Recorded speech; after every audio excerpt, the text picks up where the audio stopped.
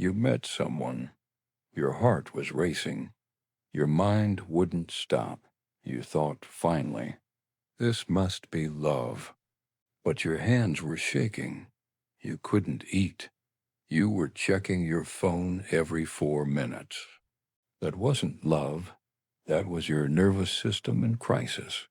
And your brain called it chemistry. This video is about the difference. Most people are never taught the difference between love and anxiety, between genuine connection and the neurochemical storm that happens when your attachment system goes into alarm mode. And it matters, because if you cannot tell the difference, you will spend years chasing the feeling of anxiety, calling it passion, and wondering why the calm relationships feel boring and the intense ones keep destroying you. Psychologists Dorothy Tenov, Helen Fisher, and Sue Johnson have spent decades studying exactly this. What they found is uncomfortable and completely necessary. In this video, we are going to look at why your brain confuses anxiety with love. What is actually happening in your nervous system when you feel that intensity, and how to tell which one you are actually feeling. Let's start with your brain and a drug it makes inside your own body. Dopamine. Most people think dopamine is the pleasure chemical. It is not. Dopamine is the anticipation chemical, the wanting, the almost. Helen Fisher scanned the brains of people who described themselves as madly in love. The activated regions were identical to those of people who had just used cocaine. Not similar, identical. The brain in intense early attraction is not experiencing love. It is experiencing a chemical state engineered to obsess, to fixate, to eliminate rational thought and replace it with one overwhelming instruction. Get more of this person. This was useful 200,000 years ago.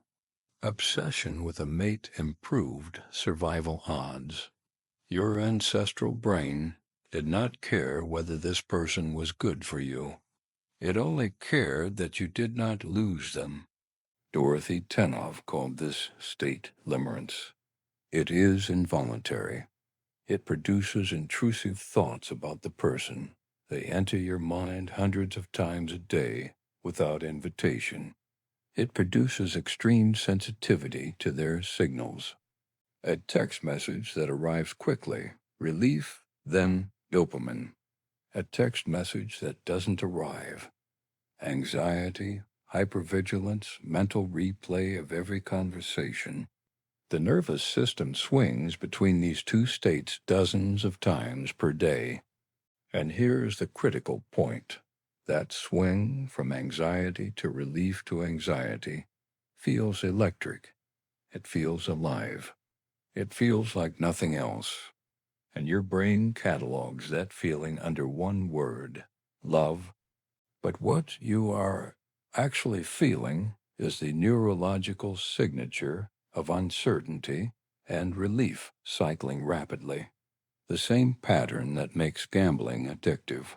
The brain does not distinguish between the dopamine hit from a slot machine and the dopamine hit from a text message after 3 hours of silence.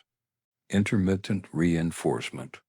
This is the psychological mechanism behind every addictive system ever designed. Unpredictable reward is more addictive than consistent reward. Your brain craves the uncertain yes more than the reliable one. This is why the person who texts you back immediately, reliably, warmly, consistently, can feel less exciting than the one who makes you wait.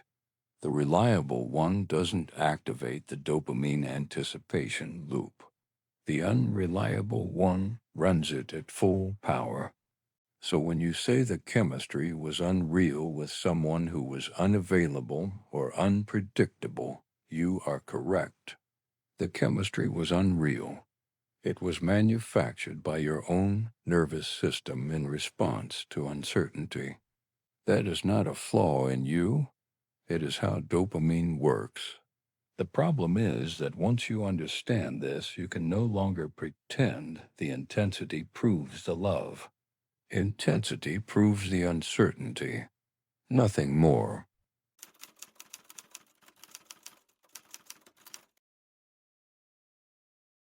So what does actual love feel like?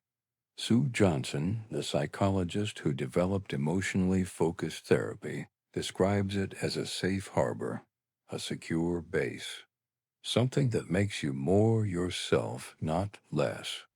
Real love, as opposed to anxious attachment masquerading as love, produces a specific set of internal states. You feel calmer around them, not more activated. Your thoughts are clearer, not more obsessive. You can disappoint them, and the relationship survives. You can be seen at your worst, and they remain. You can need something and ask for it directly without fear of what the ask will cost you. The anxious version looks completely different. Around them, you are performing constantly. You are monitoring their mood. You are editing what you say before you say it. You are managing their perception of you instead of actually being with them.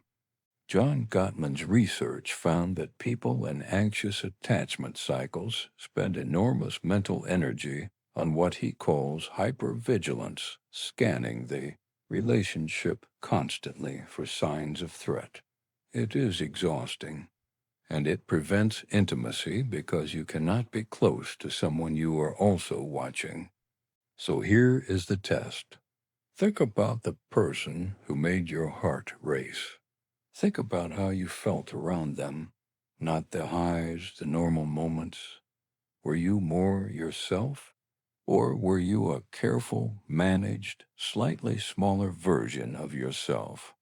Were you energized after spending time with them, or were you drained and slightly relieved when they left? That is not a minor question. It is the whole question. Did you trust them? Not just in the abstract. Did you trust your own mind around them? Could you think clearly? Or were you always slightly off balance, second-guessing, recalibrating?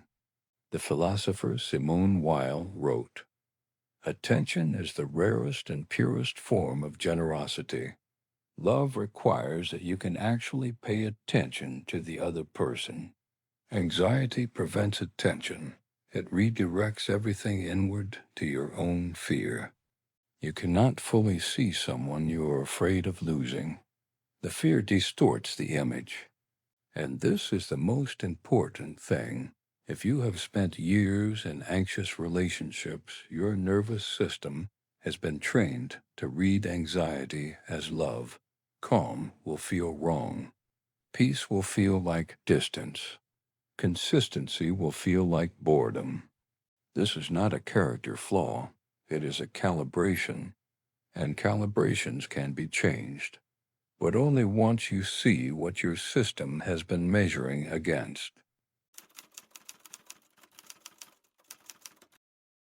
So what do you do? 3 things, and I want to be honest with you, none of them are quick, but all of them work. First, learn to read your body instead of your story.